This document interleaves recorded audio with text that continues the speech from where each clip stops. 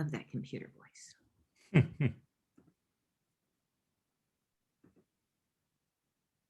Okay, I can already see that my Auntie Linda and my mother are here. Love that. I appreciate that. Not only are they here, but they're on time too. Do you want to put yourself off camera so I can introduce you and give you a big entrance? Oh, sure. Yeah, you want me to do a rolling intro? Yeah, put yourself off camera and then Let me just roll here. I'll actually just turn off the camera. That seems silly. Yeah, you don't have to roll it. We'll give people a few minutes to come in and then.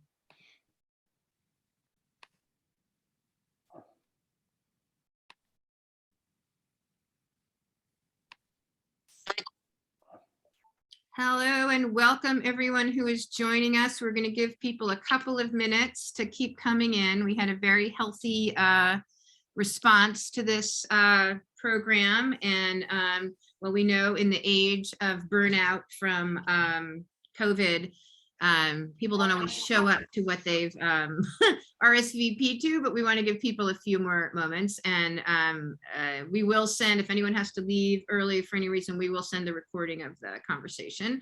But I urge you all to stay so that you can actually participate in the conversation, which is going to be interesting. So we'll give 3 more minutes.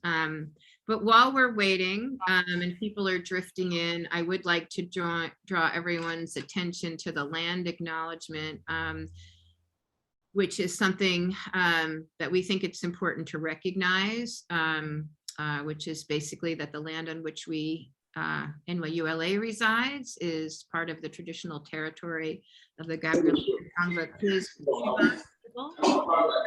And if everyone could keep their themselves on mute for the time being, just as a courtesy. Later we'll have no holds barred talking, but for now, if you could keep yourself on mute. So give people a couple more minutes. Anyway, so the land acknowledgement, I'm just going to continue to read that while we're waiting. We respect the past, present, and future and continuing present of the Gabrielino, Tongva, Kij, and Chumash people, and acknowledge that this institution, along with many others, was founded on the exclusions and erasures of Indigenous people. As a multicultural and educational institution, we voice our commitment to educating ourselves and those around us in the history of settler colonization, colonialism, and working to overcome its effects in our own institution. So that's something that we feel strongly here and just like to share as we're waiting for things to begin. Hello from Hermione, I see you here again, and Jerome, hello, hi from West Hollywood. Give a couple more moments to people and then we'll get going.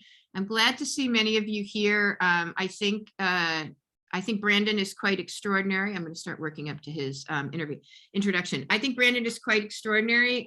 We met and I was really impressed by the passion that he brings to everything, and particularly the subject. And we're going to hear a lot about him in the course of the conversation, because I thought it was very important to contextualize how he came to be doing the work that he is doing. So I'm not going to say too much more about him, but because you'll hear as we enter the conversation. And then I also want to say, we're going to start with a question and answer that with me and Brandon. If you have questions, please drop them in the chat while we're going through this part. At a certain point, we will open it up to a full conversation. And then I just ask that people sort of respect rules of courtesy. I'll moderate. If you have a question, raise your hand, either virtually or in the real. Let's just try to keep it, somewhat organized. So, all right, why don't we take the card down and see all who's here. Hello, everyone. Nice to see you. I don't mind if you want to keep your cameras off in the beginning, although I do urge you when we get into the more of the discussion so that you can be heard and that we can understand what your concerns are, what you're interested in hearing about relative to this, that you do bring your picture on. And then with no further ado, I would like to introduce Brandon Loureiro. Brandon. Hi, everyone. So I'm very excited. We've been planning for this for a long time, and this is I'll just say, a precursor to the fact that Brandon will be teaching a class that is largely centered around these issues for us next fall. I'm really excited. It will be the first time we're launching this class. It is called Hollywood Now: The Intersection of Fame, Power, Race, and Representation. I think that's our title. Yeah. But I'm very excited. It's a class that Brandon and I developed together based on his pitch. And I'm really excited. I think that there could not be any more topical conversation. So Brandon, welcome and thank you. Thank you very much for having me here. Delighted to have you here. So let's start with your academic background. Tell us about where you went to school and what you studied, just so we can get Sure, yeah. So I'm not an LA kid, which certainly in moving up in the industry realized that a lot of folks sort of see Hollywood as the family business. So that's an interesting one to start off from a relatively small town in New Hampshire. We don't even have our own high school, or at least we didn't have our own high school when I was first going to school there. So I had to go to the school one town over. And since it was, even that town was a small community, they ran their cable station outside of the high school, which is really how I got my first experience with film and TV, was getting to work on the public access shows over there. And so I started proudly in Salem, New Hampshire. And while I was attending high school, sort of realized that I probably needed to get out of that market if I wanted to, seriously start exploring a career in film and television. And I was really lucky that through my high school, I got afforded the opportunity to go to American University and spend a summer there taking a college class and really getting to understand the industry in a major city and see how important media was, both in terms of news, radio, broadcasting, whatever it may be. DC is certainly a large market for that. And so, sort of realized that I probably was going to be leaving my small town in New Hampshire in order to sort of pursue what I wanted to do.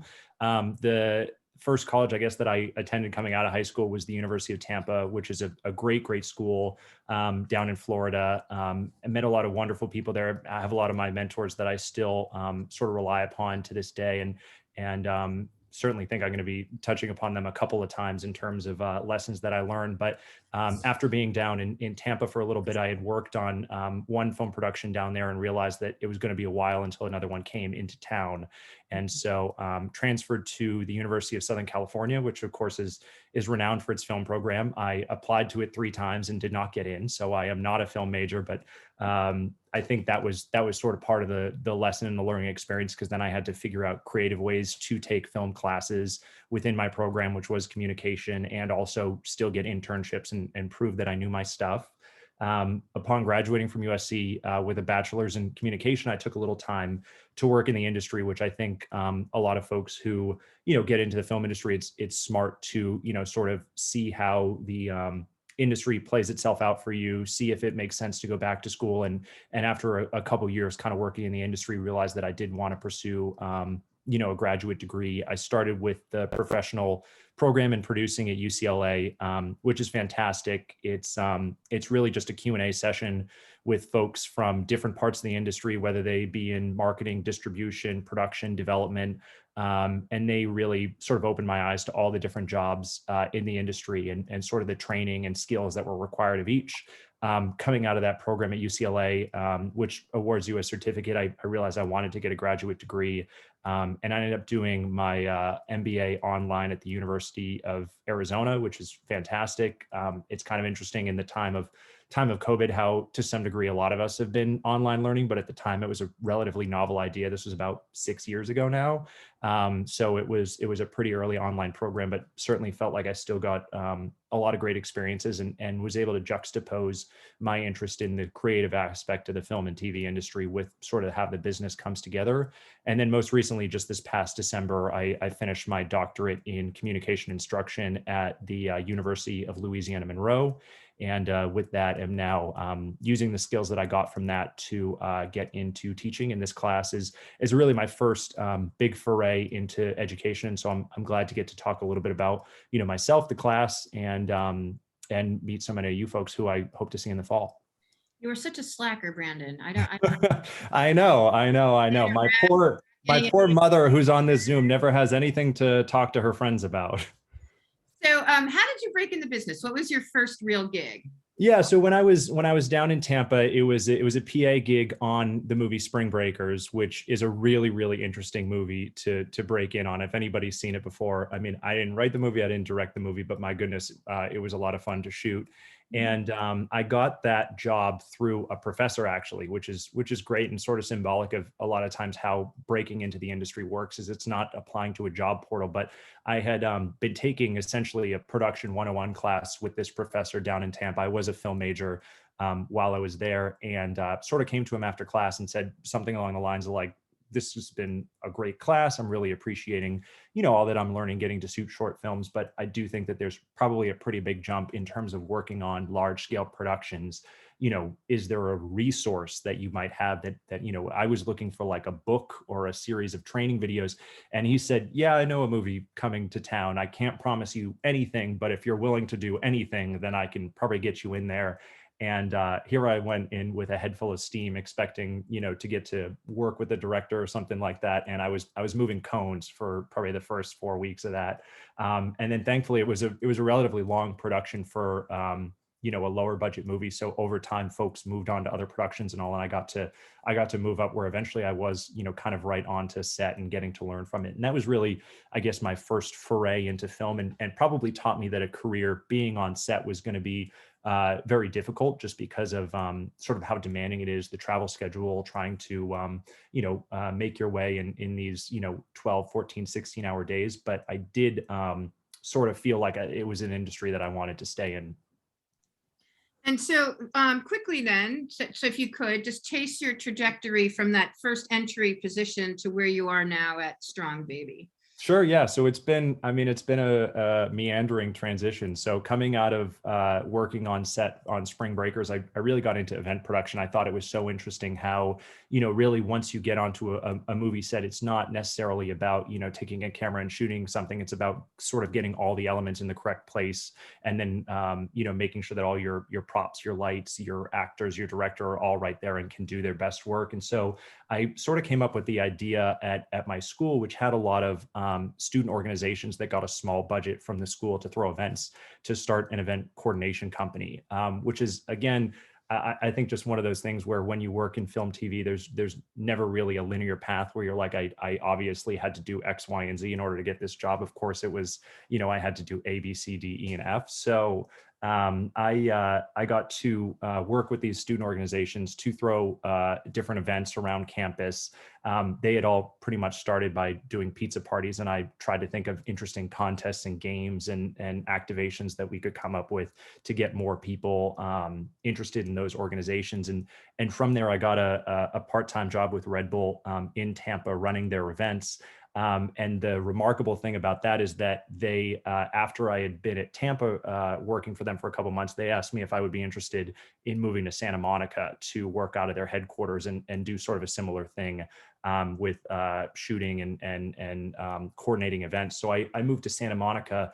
And I guess while I was out in Santa Monica, essentially, that was when the decision was made. I'm going to stay in Los Angeles, transfer out here. From there, I mean, I transferred to USC, as I talked about. And then once I was at USC, I got to do a couple different internships, and progressively, I would say I eliminated things that I wasn't necessarily interested in, more so than I found the thing that I had to do. So the first internship that I had was I worked in digital production at Fox Sports. And I love sports. I mean, my whole entire weekend, my fiance will tell you, was watching sports. But in working in sports, I realized that it was taking like probably my biggest hobby, even more so than watching movies, and commodifying it. And so I was like, I can't do it, because when I go home and sit down at the table and read the newspaper, I call my dad and want to talk about sports. I just didn't have the heart for it. So I said, no more sports. And then the next internship I got was working at DreamWorks in DreamWorks Animation, specifically in their videography department, which was making training videos for animators. And I realized how slow the animation process was, and realized that it wasn't something that I necessarily had the patience for, especially coming from Fox Sports, where anything that we shot was on TV that day. So I was like, okay, I think I'm kind of starting to get closer to what I want to do. I'm not fully sure that I'm there. And then the last internship that I had while I was at USC was in development at Lionsgate, which is essentially what I do now. And I didn't go straight into doing it from there. Once I graduated, I actually got my first job. I wanted to get a development assistant job, but my first job coming into the industry, because I couldn't find a development assistant job, was in business and legal affairs at Relativity Studios, which was a mini major that was pretty prominent at the time. And I had so many people who were telling me, oh, if you want to get into development, if you want to be a producer, you have to go down the agency route. You have to go and work for, CAA or WME or Verve or whoever. And it seemed like such a well-worn path that I wanted to sort of find something a little different. So I worked in business and legal affairs, and it's a great opportunity to sort of learn, from a 50,000 foot perspective, how deals come together and fall apart in the industry.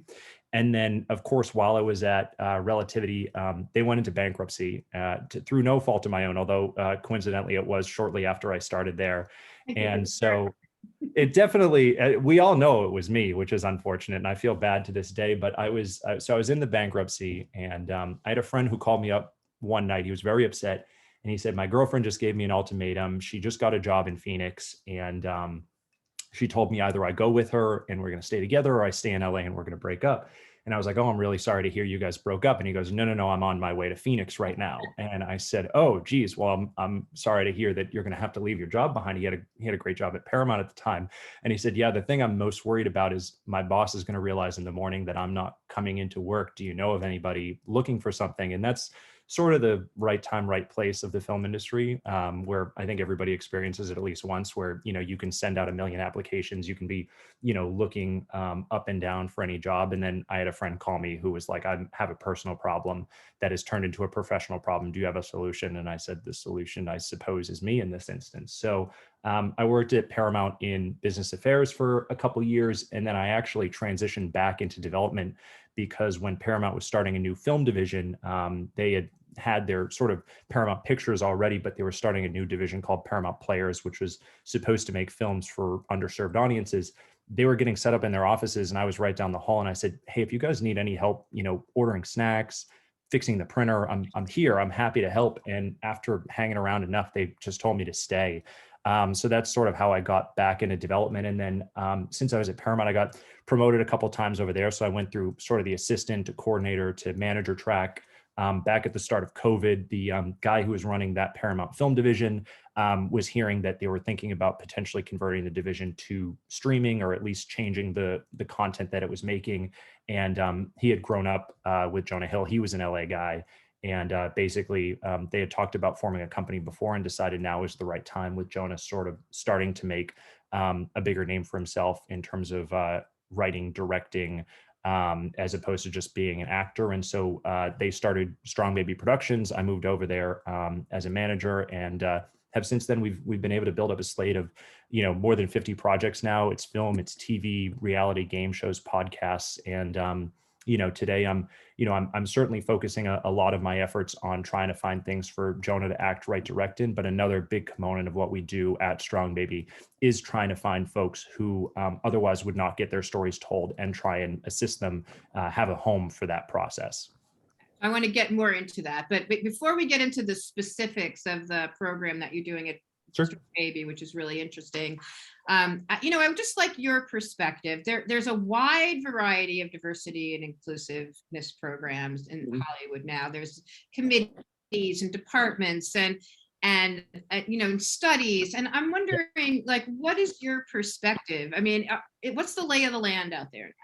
Sure. Well, I mean, to your point, there's a ton of them. No two are the same, and they certainly have mixed results, which I'm sure we'll get into. But I think one of the big ones is the inclusion rider, which was introduced back in 2018, and essentially is a clause that either, say, actors or directors can add to their contracts that they sign when they get onto a production, essentially saying that the financier or the production house or whoever is kind of running the project, whoever is the opposite end of the deal, has to meet certain benchmarks, right? So there's sort of the legal move with the inclusion riders. There's also social media campaigns that are out there. So one prominent one is Pay Up Hollywood, which essentially is a hashtag that's been going around saying that assistants in the film and television industry deserve a living wage, and that by and large, studios, networks, larger conglomerates have been not paying them a minimum wage. And in turn, that does not allow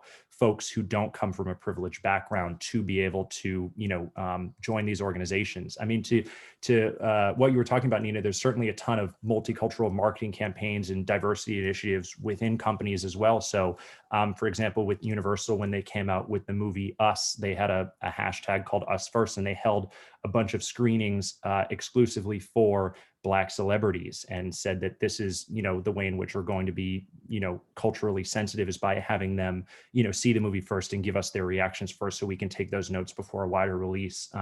Warner Brothers also worked with Asian American influencers on Crazy Rich Asians, and essentially wanted to make sure that the folks who were marketing the movie seemed more authentic to the characters within it.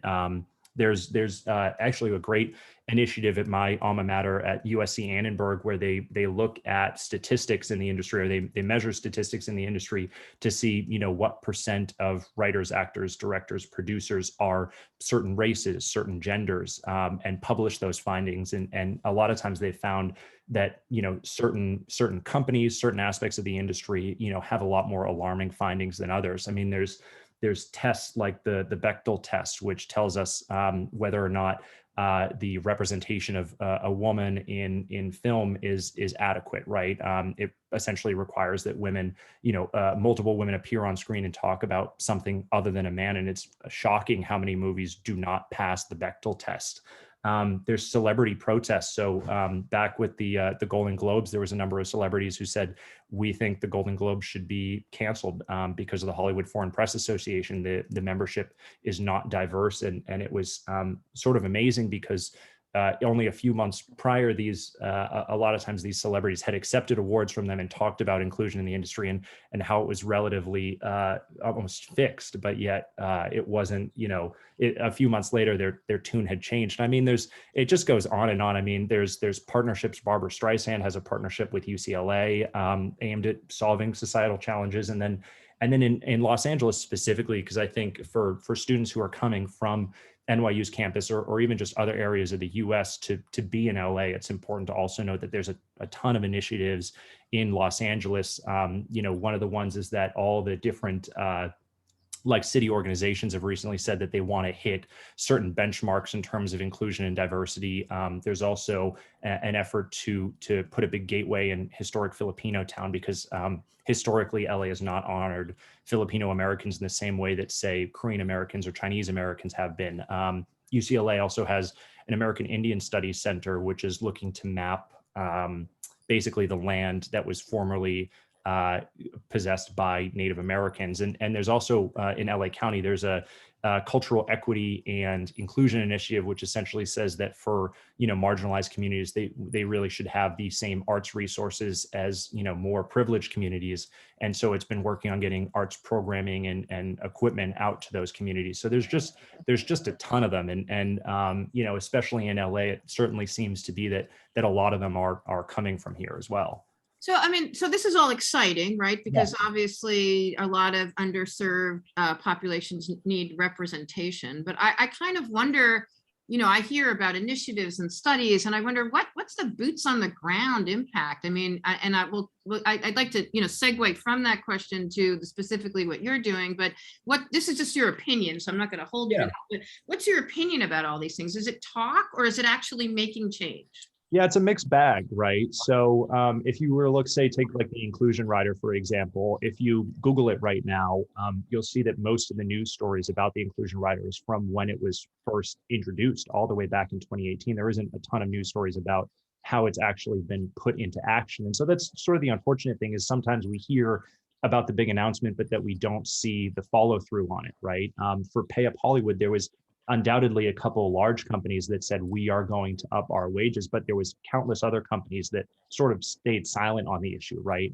If I look back at the Golden Globes, like I was talking about, like a lot of the folks who came out and made statements did seem to be hypocritical in one way or another. And then with these multicultural marketing initiatives, if you look at them, a lot of times it almost seems to be like at the last minute they come up, right? As opposed to working from the start, which I'll definitely get into when I talk about our work with Color of Change. But by and large, it seems like most organizations are kind of thinking of how to be, diverse and multicultural in their marketing and distribution sort of at the last minute, as opposed to from the start. Sort of impression I get, it's like the tail wagging the dog. It's like, instead of saying, how do we tell diverse stories, inclusive stories, how do we start from the get-go with that in the DNA of the project? Things are just made, and then, oh, we should put a light on this. And I agree with you. I think it has to come from the start. It's more effective. Yeah, and I mean, I think just overall, if you were to look at it, I think that realistically progress is not linear, right? So if you look at the industry throughout time, there's been moments in which there was sort of a breakthrough in terms of diversity and inclusion, and that was celebrated. And then there's times in which we revert and clearly made a mistake that we had made in the past. So I think in terms of whether it's all legitimate or lip service, I think it really depends on the particular initiative. But if you look at it as a whole, you can see good and you can see bad. And certainly as time goes on, you hope to see more good than bad. All right, so let's segue from there to Color of Change and Strong Baby and the partnership that you initiated there. I think some of our guests may not know what Color of Change is.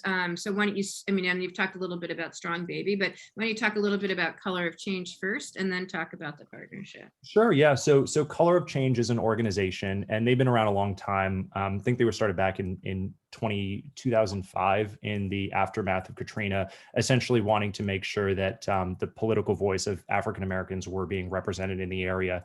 And since then, they've taken on a lot of great causes, whether it be bias in news reporting or predatory lending during the foreclosure crisis, and specifically looking at the impacts of these, sort of national events on marginalized groups, because a lot of times, those stories go untold.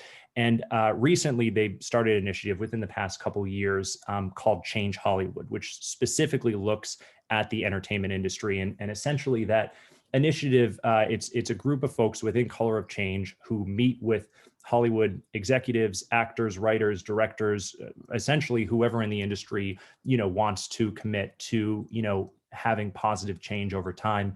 And it essentially outlines a roadmap. And so, for example, with our company at Strong Baby, one of the things that they did was essentially they said, all right, here are a bunch of different recommendations we make. What are your current practices? How do you currently hire folks? How do you currently train folks? How do you educate them? What resources do you offer them? What time off do you offer them to go and get outside enrichment? And so from sort of going through that process, they allow production companies, actors, distributors, whoever they may be, to sort of come up with ideas on resources that they could be using to ensure that, say the folks on a production are diverse, or to ensure that actors accurately represent the characters they're supposed to be from the source material. And the initiative really, it came from Michael B. Jordan, his company Outlier Society, back in 2018. It allowed them to sort of have a big launch.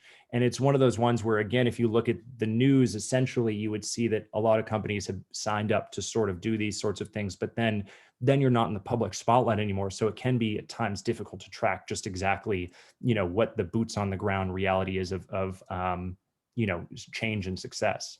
So are they also applying a lens not only to your hiring practices, et cetera, but on the development side, looking at material and sort of helping you parse through what stories might you want to take on? How is that working? Yeah, absolutely. And I mean, I think that for every company it's different, and they offer a lot of resources, which is great. And certainly if there's part of their menu of tools that don't apply to one company or another, you don't have to do every single part of it. But for us, absolutely. I mean, just to give one example, we have a project that's essentially about just disagreements based on misinterpretations of racial differences, essentially a multiracial couple getting together and then having to deal with their two families and the comparing and contrasting of viewpoints and backgrounds and beliefs, right? So certainly they provide a lot of guidance on those sorts of projects, and ensuring, that as you're hiring actors, again, that they represent, the world in which you're telling the story. I mean, for example, if you go back to, say, Ghost in the Shell, that was, I believe, a Japanese manga, right? And then it got whitewashed, and that essentially torpedoed the project. It really never got off the ground from there in terms of box office figures. And I think that in terms of, for these companies and partnering with, Color of Change and doing Change Hollywood, it is the reality that there's it's absolutely the right thing to do, but it also is the smart thing to do commercially. I mean, you would not want to put out a product that is seen as insensitive and controversial. At least certainly at our company, we would not. So so it's great to have this partnership, and it's relatively new, but it's one that we sort of learn from each time we get to speak with them. Mhm. That's really interesting. I mean, I think, The Ghost in the Shell is an interesting example. And I think that, it's not just about taking projects that should have been treated one way and treating them a different way. It's also about, representation is so important that everyone be able to see themselves, right? And so is Color of Change specifically focused on just Black American representation, or are they more wide reaching in terms of their inclusiveness? And are they thinking about the entire rich pageant of humans that we have? Sure, yeah. I think certainly the onus behind the initiative, and certainly in their partnership with Michael B. Jordan, the original intent was to focus on Black Hollywood, essentially, right? And really starting there. But I do think that as time has gone on, the reality is that there are so many marginalized groups, and to focus, say, on just one could potentially, have a negative impact on others, right? And so certainly, it's not. I would say that no organization, no initiative is perfect, right? And realistically, we don't need one to fix Hollywood. We need dozens, right? And so I would say that they do very well in terms of meeting with Hollywood production companies, studios, networks, and getting them to, begin thinking about, hiring Black-owned businesses for their productions, thinking about the use of law enforcement in their projects, thinking about the use of, talent that represents the stories and all. But I certainly do think that there's also, a plethora of opportunities for, other initiatives, other organizations to come along and sort of fill in these gaps to make sure that no marginalized group is sort of going without a voice. And as we, hopefully swing towards a more progressive future. I hope so as well. Are there specific projects that you're developing that you can talk about that you're excited about that have come out of this partnership? Yeah, absolutely. Well, I'll say first and foremost that again, our partnership is very, very new, which is sort of the exciting part about it, as is our company, by the way. So I think that really the way in which this partnership has kind of functioned is we've started building our slate, consulted with them, continued building the slate, consulted with them. And at this point, really we don't really have very many projects that have been publicly released, or at least that have have news reports about them. So I think the one that I had mentioned, which I suppose just has to go as Untitled Jonah Hill Project for now, about the sort of mixed multiracial family, is probably the one that certainly has been most illustrative in terms of understanding the content. But I guess the one recent project that we've been talking to them about, and that I just spoke with them about, isn't even a film or TV project. It's been building our company and talking about, the types of people that we do want at the company if we are going to tell diverse stories and all. So we certainly have been speaking to them about, hiring practices, ensuring that, that there's an equitable opportunity for everybody. And certainly one way in which you do that is you make sure that when you're doing, say, a job posting, that it is posted to areas with people of color, and making sure that they have access to it, that it's not just a whispered, hey, have you heard about this job? And me, say, asking a friend, if they would apply for it. So I mean, I think it's still relatively a new partnership. And I do hope that more of it can be public facing, because I think that as we release films, there are going to be opportunities to say, Color of Change consulted with us on this project. And hopefully that will help fill that gap that I was talking about, where you don't see much publicity, you don't see much public facing of these initiatives, because after announcing them, they sort of go away. I think that as projects come out, if you can mention the organization, I hope that would be beneficial to their cause, to their, getting other folks to sign up, because by now the news stories are 3-4 years old. Yeah. I totally agree with you. I hope that, because I think, again, it's reinforcing, it's good that there are all these initiatives, but we need to see the impact. And part of that is saying this film was done with Color of Change. Right. So talk just for a second, talk a little bit about what inspired you personally. I know you've really been the sort of the leader in this within your company. This is very important to you personally. Can you talk about why that is and why you wanted to push for this kind of work in your own life? Yeah, absolutely. Well, I mean, I think it just started right from when I was, sort of a kid and growing up in a relatively undiverse area and realizing that there was a lot of folks who just, did not see their voices in the community, right? And I think that once I got into the industry and started seeing some of these initiatives come up, it certainly seemed like most of them were being led by minority-led companies. So if you look at Change Hollywood, Michael B. Jordan's company really was the champion of that, right? There wasn't another company that sort of came in and said, we are not diverse here, but we do want to be diverse, right? So I sort of saw the opportunity as we were starting this company to say, hey, we have a clean slate. We don't have established processes. We don't have, archaic ways in which we do things. Let's try and shake things up a little bit. And so certainly getting to work with this organization, Color of Change, from the start. I mean, it's just such a great opportunity because I certainly hear from other folks that they're at a studio or network and that they just don't have, that it's such a machine. They don't have sort of the sway within that machine to be able to do things. I think that I'm in a pretty fortunate position being, relatively young. I can see change through. So it's not just something that I introduce and then leave. I hopefully will get to be at these companies for a long time and get to make sure that the things that, say like Color of Change tries to pitch to us, not only do we agree to them, but then we actually do them. And then just in terms of, what I'm doing with this class, I mean, I think it's a great opportunity to start talking to students about these initiatives now, because otherwise, certainly for me, it felt like it took a little while in the industry for me to really become aware of them. They're, sort of few and far between in terms of the initiatives coming out in the trade and getting announced and all that. And so I think that if you're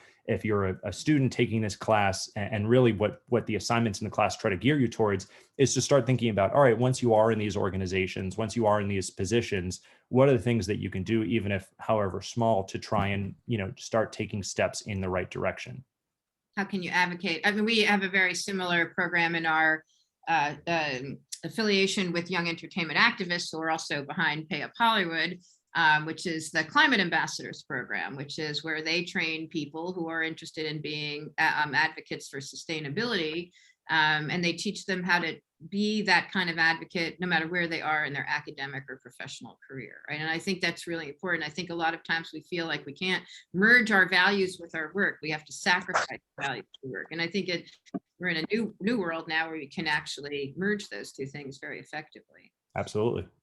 So I want to turn it to our guests. I'm curious if you guys want to turn your cameras on. I hope you will, because I'm wondering what you're wondering about with respect to representation and inclusion within Hollywood.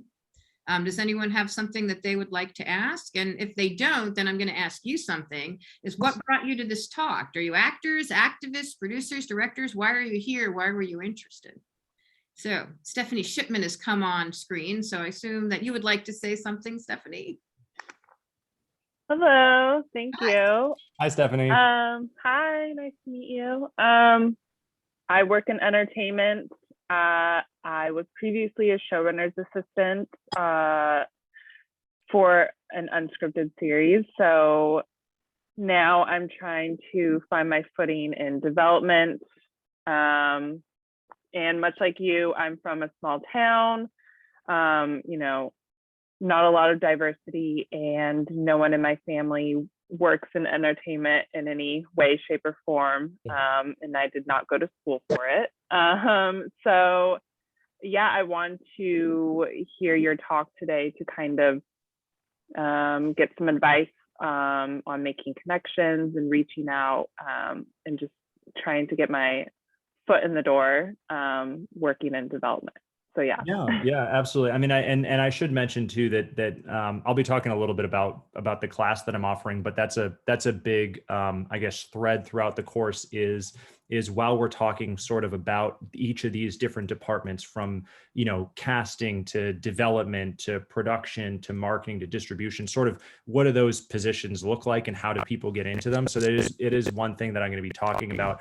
I mean, in terms of networking, I mean, I think quite honestly, as an assistant, generally you're in sort of the best position to be able to reach out to folks. I mean, I think about on a daily basis, especially when you're in the thick of it, scheduling meetings, going on Zooms, talking to folks. I mean, there's hundreds of opportunities to make connections there. I think undoubtedly there's also opportunities through LinkedIn, through making friends with agency folks. I feel like they are always like it's almost like if life was a high school, the film industry was a high school, people at agencies always seem to be the popular jocks. And so I found that anytime I sort of befriend an agency person, that a lot of times they have 3 or 4 other friends that they want me to meet. And I think that one of the big things is sort of just finding folks who are interested in what it is that you've done in the past. So for sure, I think you're going to meet people who are, say, in development, who are interested in becoming a showrunner's assistant. And I think that you can take your experiences and offer some real value to them. So it's not just as if you're, like, hey, I don't have any experience or anything. Could you just talk at me for 30 minutes? I think a lot of times, sort of no matter where you come from, there is something for you to offer other folks to be able to teach them. So I think that, yeah, I mean, you can always reach out for, say an informational interview with, say an executive or something like that. And I think those are helpful, but realistically, the folks who I have found, kind of most helpful in breaking into the industry and moving around within it have been folks who are pretty much a lateral position to me at the time. So other assistants. So yeah, I absolutely would recommend, get out there, send people random emails. Don't be afraid of people, saying, can we do a Zoom instead of getting drinks in person? I still understand that and still get that. But yeah, I mean, I think that there's a lot of opportunity, I would say, especially when you're in LA, because people do want to be able to go and check out all the great restaurants and bars around here. But certainly with Zoom, it's made it even easier to be able to have, sort of a one-on-one in-person connection with someone without actually having to be in person, which is nice too. I would add to that I think informational interviews are an easy ask. You're not coming and saying, can I have a job? You're saying, can I talk to you about how your career path was? Can I learn from you?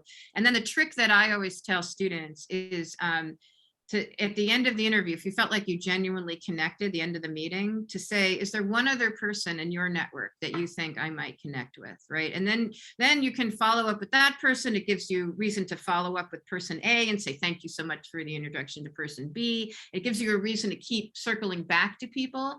And again, it's a simple ask. They may say no, but they may say, oh, sure, my friend Debbie or my friend Roger, he should talk to you, right? So I always tell students, and again, only if you feel like you've actually connected with the person on the informational interview. Don't push it. But if you feel like there was a vibe and there's nothing that they can do for you in this moment, just say, is there anyone else I could talk to? I think that's one of my best tips. So, I see we have a question from Hermione, which stopped in the chat. Do you know of any initiatives that are more inclusive of older people, writers, producers, directors, actors in the industry? And I think this is a very good question because the industry is so damn ageist. It is a great question. And I'm not fully segueing, but it's a great segue because the class that I'm teaching, one of the major assignments in it is to come up with and to figure out a problem in the industry and then come up with a solution to the problem, and then specifically an initiative or a department in order to solve that problem. So I think that the first thing, the answer to your question is no, I don't know of any initiatives. And I do think that a big part of the course that I'm going to be teaching is intersectionality and talking about how, sort of the marginalization of certain groups is not limited just to race. I mean, there's gender, socioeconomic status, age, undoubtedly. And so I think that, if you are out there and you're saying, hey, I don't see an initiative for this, I mean, I think it's a wonderful opportunity, especially for folks that are breaking into an industry, trying to do something different, trying to find a way to connect with other people. I mean, I'm sure there's plenty of folks out there who are, who have had other careers before, who are breaking into the film industry at a later age, who had a non-traditional path, who are going, there are no resources for me out there. And I definitely, Hermione, can get back to you too and do some research into it. I don't want to pretend to know one, but I think that there's a great opportunity for an initiative like this, and would really encourage you, especially if you're taking a class and can fulfill the assignment anyways, think one up. I think Hermione is an alum, so I'm pretty sure, yes. So I don't know that she'll be able to take your class. Just come on back. Just come on back. Lifelong learners. I do believe the Writers Guild has an older writers initiative. That's one that I do know because that's my guild. So I do. Yeah, and I just saw that there's one Oh, for you're dropped in the the chat, Writers right, for women over 40s. And then there's the one that Meryl Streep did too. Is that the Writers Lab? Is that the one that Meryl Streep did? Because that was a big initiative that she did, which was geared towards older women specifically. Yeah, yeah, that's hers. Okay, yes, thank you. Yeah, that's Meryl Streep. Thank you for that. I'm glad that I knew that. So any other, what other reasons brought you here? I mean, what else, what makes this personal for any of you? Denise? Hi, yeah. Hi, Brenton. Thank you for doing this. This has been really interesting, and I love to hear that you and Jonah are doing so much for different diverse cultures, and I hope that other companies follow along with what you guys are doing. I have to also say that I had to send my son to New Hampshire for hockey. So I've been a couple times, and I am a huge fan of the state. And my husband's from New Jersey, so doesn't want to move back to the cold, but I'm like, it's really pretty. It is beautiful. Absolutely. Absolutely. I'm a huge fan. I'm curious how much of like, how is Jonah going to balance his time between like doing his diverse programs for his company and then doing like maybe his own projects outside of that when people are offering him just like acting roles? Like, how is he going to maybe divide those two? Yeah, I mean, I think the and I certainly wouldn't want to speak for him, but I think probably the best way that I can answer that is to say that they don't need to be separate, right? So I think that naturally, if we have a project that we're working on and there's an opportunity that arises, or if there's not an opportunity yet and he can think one up, we should absolutely be ingraining them into that work that we're doing. I mean, I think that we as a company have a couple initiatives that are a bit separate. They're not, feature film related. They're not, long form TV show related, but say they're marketing campaigns, commercial campaigns that we're helping contribute to that are specific to different social causes. And I think the fortunate thing as a company that's growing is we have been able to take, a portion of our workforce and focus them on those sort of projects. So that way they're not necessarily jumping around between a bunch of different things. They can take the time to focus on those things. But I would encourage anybody who's going, I really want to make, some substantial change in the industry and help things, but I just don't have the time. I would encourage them to work it in naturally to their routine, to the work that they're already doing, as opposed to, say trying to find, because I know how long these days are, right? And sometimes you don't finish work until 10 o'clock at night and you go, I just don't know if at 11 I have time to start an initiative. I would encourage you to do it from, 9 a.m. to 5 p.m. instead. Oh, thank you. Of course. Any other particular questions or personal reasons for being here? No? Okay. Do you want to, I don't want to have you go through the whole presentation about the class. Do we have, I don't know how to, in the chat, do we have any current, are you all alums or are any of you potential students coming next fall? Because I don't really know. Alum, okay. Because I'm not going to have Brandon pitch his whole class if they're if we have none of our target audience here. He put together a PowerPoint and everything. It is a nice PowerPoint, and I'm happy to send it out. I'm happy to send it out to any. Why don't we do it? Because I think that the PowerPoint also touches on the issues. So why don't we do that? Because I think that just showing how you've organized the class will give more insight to. Perfect. Thank you, Jerome. I appreciate it. Yes. So we're going to do it. Let's go. Right. Refer Right. people. Tell people to come. Perfect. So let me just see if I can share my screen and specifically show you this PowerPoint that I have here. So just give me a moment to pull it up. And let me just move this out of the way. Slideshow, play from start. Okay, can everybody see that? Mm-hmm. Awesome. Okay, so this is Hollywood Now, right? Which is really a bunch of different subjects that we've been talking about already and then some. So essentially in this class, the three main topics that sort of act as guiding lights are fame, power, and representation. Certainly a big part of this discussion has been about representation, but I think inevitably when you talk about what are celebrities doing, what are studios and networks doing, that's really when fame and power come in. And so you really couldn't have one without the other. Let's see if I can advance to the next slide. Okay, so quick overview, and I know we've answered, sort of the why now and why me, but I will touch upon it very quickly. I do just want to describe the course to you guys really quickly, talk about, the goals of it, the assignments that I'm going to be doing, and also some of the things I'm going to be talking about, a lot of which, thankfully, we got to talk about here. So in terms of why now, which is just a really important question that we ask anytime we're taking on a project, sort of at our production company, why are we doing this right now? I mean, I think that if you were to look at the industry, the amount, the volume, and the, I suppose the hopefully the quality of the initiatives that are out there right now, it's more than ever before, which is fantastic.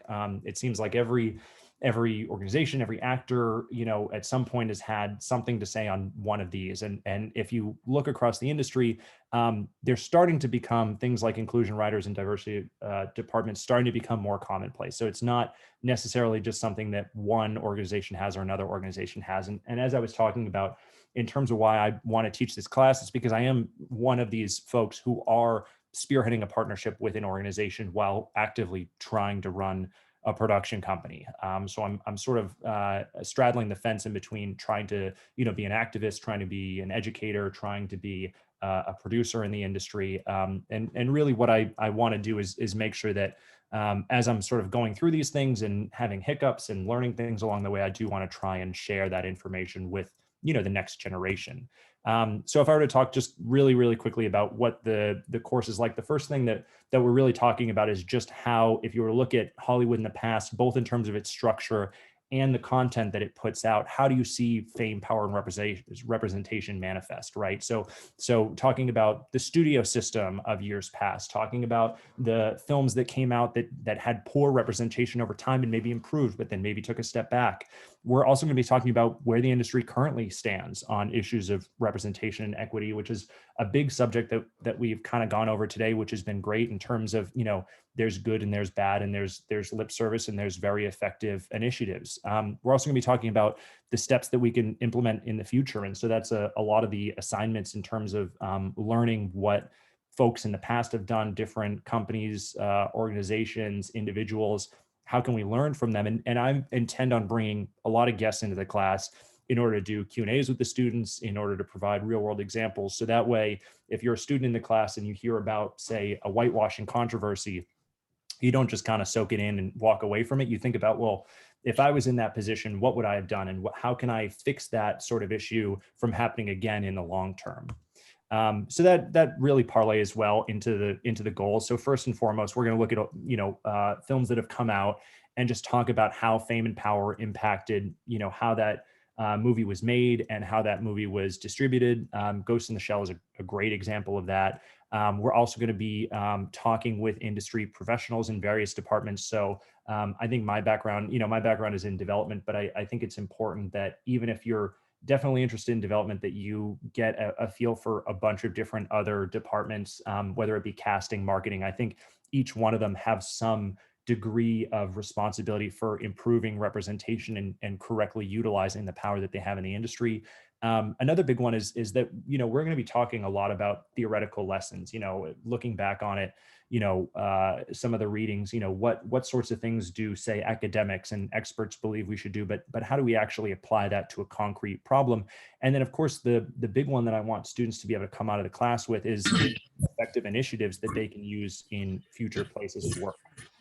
So if I were to just talk about the assignments, first and foremost, I think that participation is really going to be a big key to this class. I mean, none of the things that we're talking about have 100% correct answer. And so I think that there's plenty of opportunities to learn from each other in terms of different initiatives that we've experienced, different backgrounds that we come from. Each week there's going to be reading and screenings that we can kind of use as sort of a beginning, a start point to our discussions.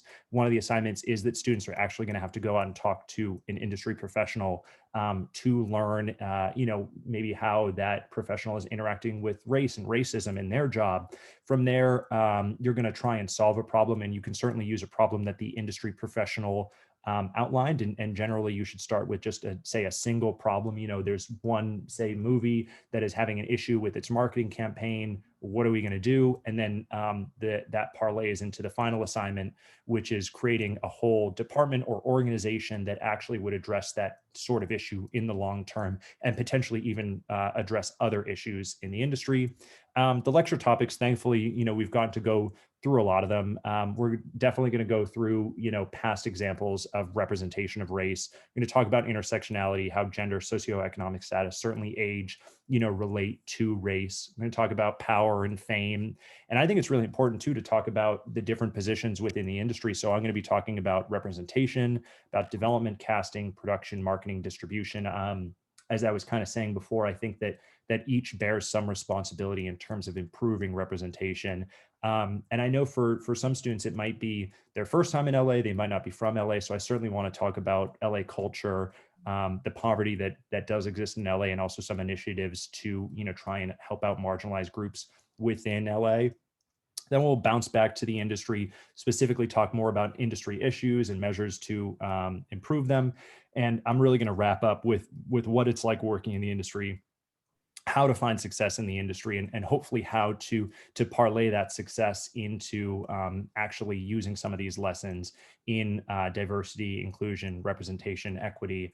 And that's my class. Thank you, guys. Very excited to be offering this class. I really am. I think I think the subject matter is so important, and I think your timely focus on it. Even the title, Hollywood Now, where we are right now, is we're at such an inflection point. So I'm hoping that our very brilliant students will come up with some ideas that will just, change the whole deal, change the world.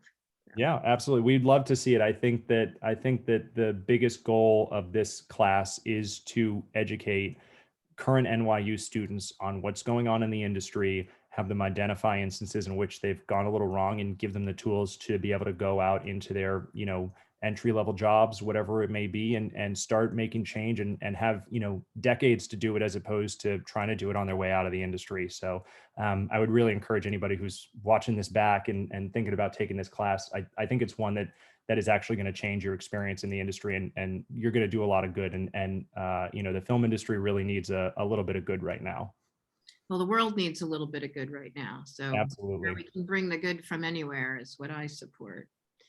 Do we have any last questions for Brandon? You've been so gracious with your time. This has been such an interesting conversation. Does anyone have anything else they'd like to ask or comment on before we wrap? No? Brandon, anything you'd like to add? I just want to thank everybody for taking the time. I saw my Auntie Linda on here. I saw my mom on here. I saw my fiance, who is at Cedars-Sinai working with patients right now, but took the time to listen to me a little bit. So I very much appreciate their time. I appreciate everybody who joined, and certainly anybody who's watching the live stream. Thank you for taking the time. I appreciate the support, and I hope to see you in the fall. All right, great. Thank you so much for everyone for joining us. I see someone's just joining us now, late, Allison, but we'll be sending a recording out to everyone who registered. In the land of Zoom, we always have many more registrants than actually make it. But we will be sending the recording out to anyone who registered, including the people that came. So you'll be able to watch back and, parse Brandon's brilliance at your own speed. And again, I want to thank you. We have, just going to mention a couple of other exciting things that we have coming up in this space, in this sort of discovery session space for NYU LA. One is that we're doing an event on the April 2nd called Confident Conversations, basic contract basics and negotiating strategies for young entertainment professionals. That's going to cover everything from negotiating your first employment agreement to IP concepts to negotiating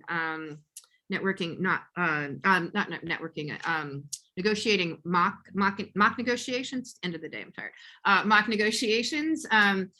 We also have a wonderful evening coming up with Rebecca Agby Davis, who's an executive at Sony, who's going to talk about how she used her diversity. She turned her diversity, she's half Black, into an asset. And this is something that she wanted to talk about, how what was perceived as an obstacle, she turned it into an asset. So I think that's going to be very interesting. If you're here, we have your email. We will send you information about these events, and I hope to see you at some more of them. We're really trying to create a sense of community between the alumni and the students in Los Angeles, and we invite all alumni to get involved in our many programs. As I like to say, I will ruthlessly exploit anyone who can help the program. So for mentorship, internship, all sorts of things, guest speakers. And you can see that Gracie dropped in the chat, the email, if you want to join our LA priority list, so you get advance notice about our events, an opportunity to sign up first. So again, thank you all. I love these conversations. That's my favorite part of my job, is having interesting conversations with sparky people. So thank you again. Great. Thank you everyone for the time. I appreciate all the great questions. Thank you. Thank you. Thank you. Bye, all. Bye, Mom. I love that you're Mom, Kate.